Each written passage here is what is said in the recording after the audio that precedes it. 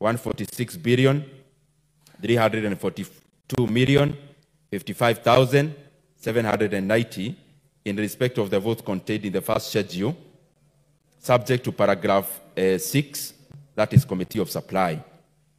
4, makes the policy resolutions as contained in the fourth schedule. 5, resolves that the first schedule forms the basis for the introduction of the Supplementary Appropriations Bill 2024. 6, orders that the Speaker do now leave the chair to facilitate the consideration of the said budget estimates with respect to each vote and program in the Committee of Supply as contemplated under Standing Order 240, consideration of supplementary estimates in the Committee of Supply. Honorable Speaker,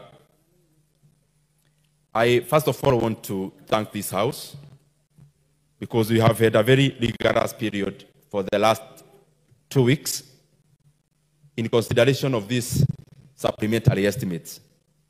Honorable Speaker, this is basically supplementary 1, but in reality and practically we know this is actually the main budget.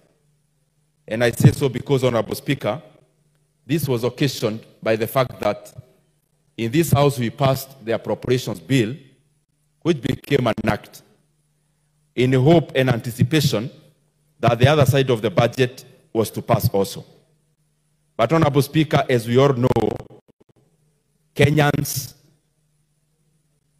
requested this House and the leadership that we look inwards and look for other alternatives. And, Honorable Speaker, that is the reason why we are coming to this House for supplementary 1 even before the implementation of the budget. For the past 3 weeks, the government has only been implementing that what must be done in regards to funding only the critical areas of the budget, whereas the other areas have been put in abeyance, waiting for this process, Honorable Speaker. Honorable Speaker, this House passed a budget last month of Kenya shillings 3.992 trillion Kenya shillings. As we come before this House today, we are now having a budget of 3.88 trillion Kenya shillings. And therefore, there has been a decrease of around 111 billion Kenya shillings in overall. But, Honorable Speaker, this is not just the decrease. The decrease that I have talked about, Honorable Speaker, is pegged on 2 things. This House, after passing, then there was a wide gap between what we need to do in terms of filling in the whole of financing of the budget. And there are only 2 alternatives, Honorable Speaker, for us to invoke.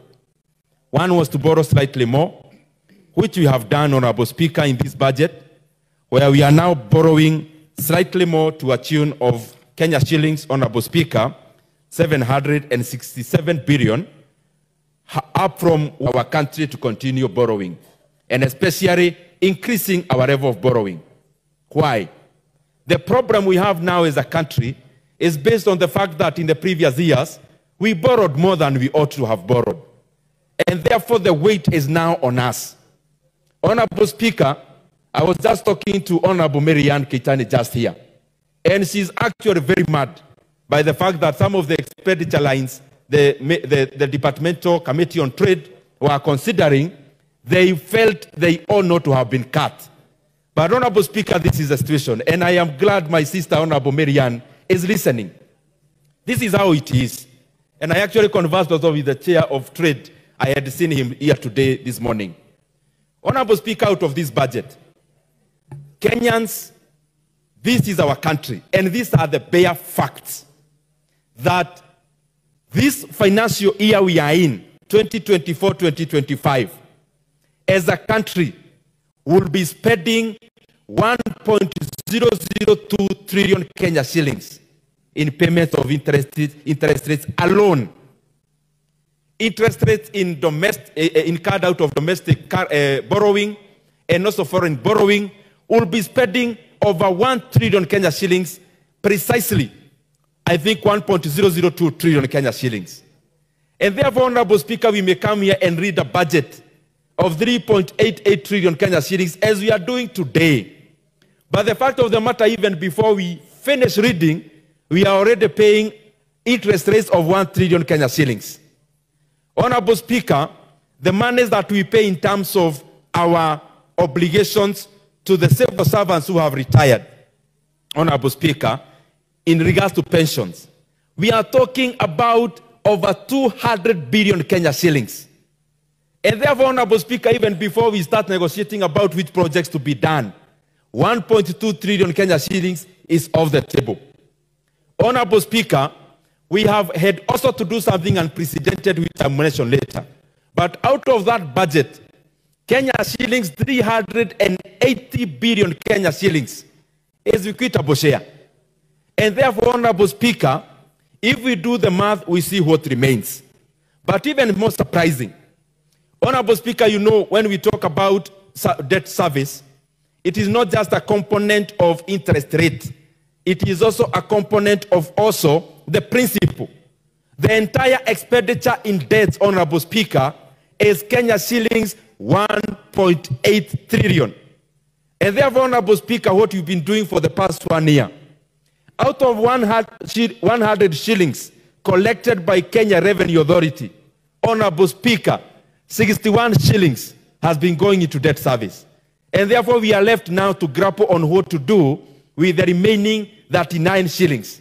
And that is the reality of the matter. Whoever is on the driving seat, Honorable Speaker, whoever is in the National Treasury, whoever is in which other position, those are the grim realities. Honorable Speaker, what we have done this time, and I am saying we because as a country we came together and we decided we needed to rationalize our budget, is that we have done also something unprecedented. One unprecedented thing is to bring a supplementary budget barely before a month ends after the passage of the budget. But secondly also is the kind of cuts. The cuts have been done in all levels of government. And I hope that the members are keen on this. The cuts have been spread across the 2 levels of government.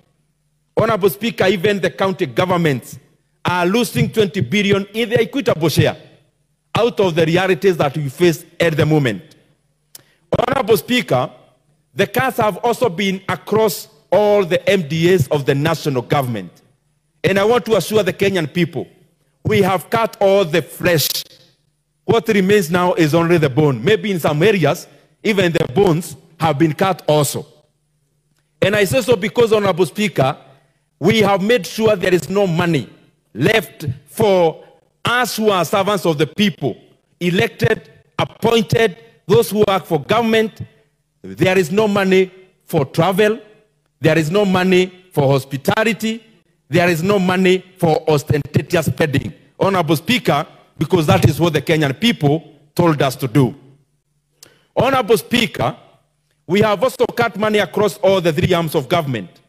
The executive is losing, judiciary is losing, the parliament is losing. And Honorable Speaker, I want to laud the members of this house because we have come together and agreed these are difficult times.